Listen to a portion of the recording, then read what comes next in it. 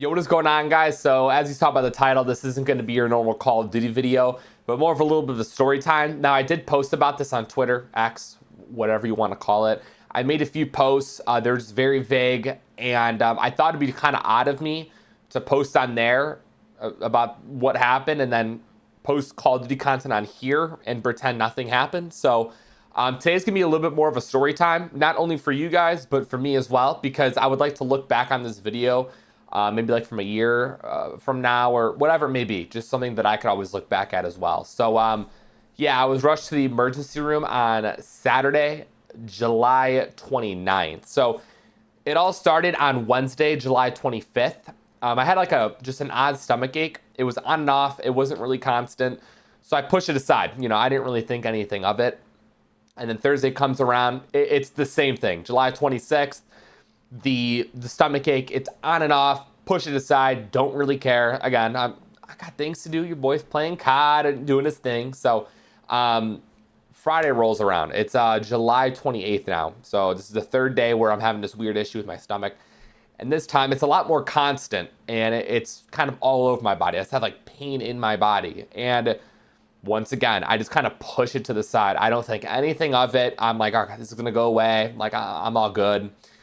And then Saturday, July 29th, the day I was rushed to the emergency room, it got real bad. I woke up with really bad, just sharp pain on the right-hand side of my body. It was no longer a stomach ache. This wasn't going away.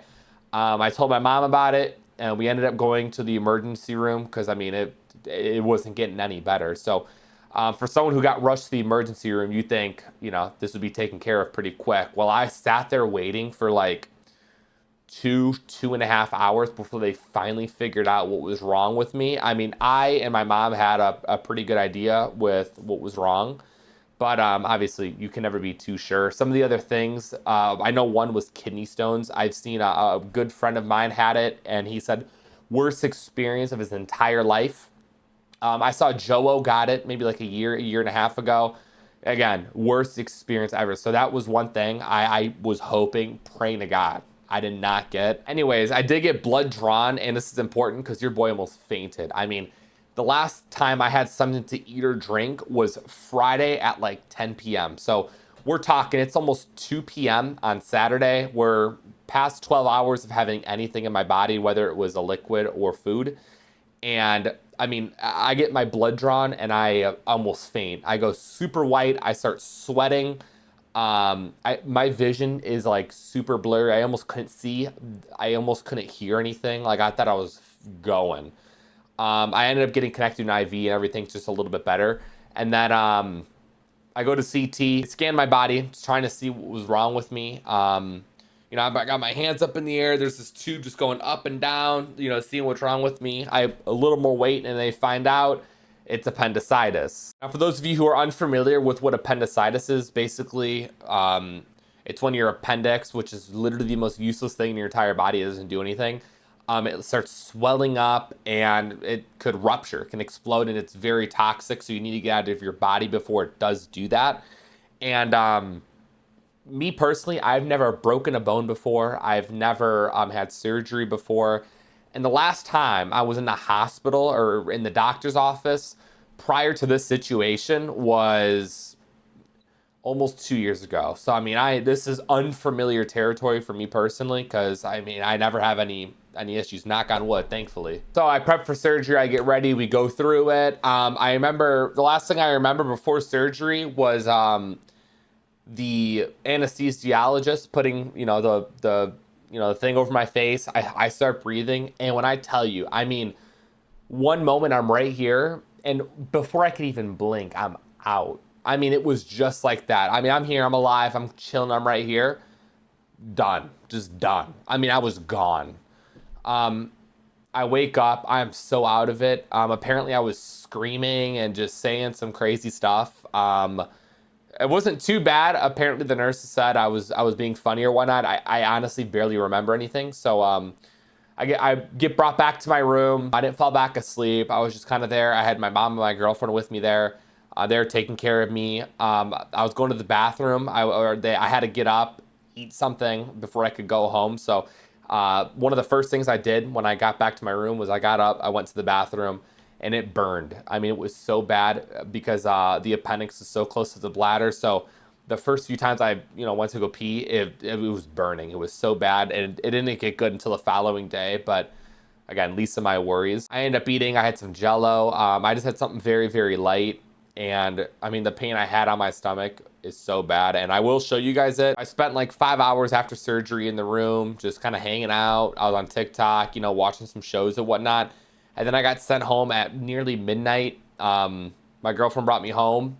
And on the way there, I had her pull over. I thought I was about to puke. I mean, I was just not feeling good. And then remember, back to when I got my blood drawn, I almost passed out. I was just super, super lightheaded.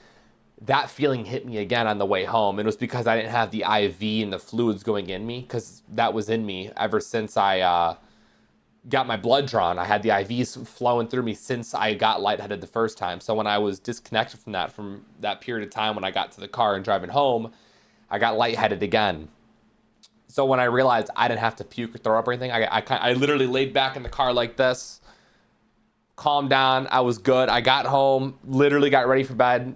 And then I woke up Sunday morning and recovery started, man. I was back on my feet a little bit here and there, but again, the pain in my stomach, it's hard to play. I can't really like yell or scream like I normally do in the videos. So that's why I sound the way I do, because again, my stomach is killing me. I will show you guys, the aftermath real quick, but if you don't want to see it, just turn away for a sec. So, all right, again, I'm going to show you guys the wounds. So if you don't want to see it, turn away for a sec. I'm going to show right now. Ready? So you can see I have a mark right here, and then I have one a little bit lower. There, wait, where is it? There it is. So I have those two cuts. They did go inside my belly button right here. So it was like microscopic. So my belly button is what hurts the absolute most. Those wounds right here that you see, I don't feel anything right there. But my belly button is what is really, really killing me. All right, for those of you who didn't want to see the wounds, we're back. So yeah, again, those two cuts you guys see, those are glued. I didn't get any stitches, staples, nothing. It's glue. And then my belly button is what hurts the absolute most, because I'm guessing there's a tube in there or something, because they did it microscopically, and that hurts the absolute most of anything. Thankfully, I have some pain meds, so it makes recovery a little bit easier. It is hard to kind of get around and whatnot. Sometimes when I wake up, my whole body hurts. It hurts so much. But yeah, that's pretty much it. Again, this is something not only for you guys to listen and hear, and a story for me to tell, but also for me to look back at in the future. So if you guys don't follow me on Twitter, X, whatever the hell you want to call it, go ahead and follow me, because that's where I initially posted on it. I got a lot of DMs and questions about things, so I was like, what? I'm just gonna make a video on it. But yeah, that's pretty much it. Thank you guys for listening to this story time with Frizzy J. Maybe we could do some more of these, maybe on a lighter note. Season 5 is in a few days. I hope I'm okay by then. I am feeling a little bit better. Again, I'm just really sore.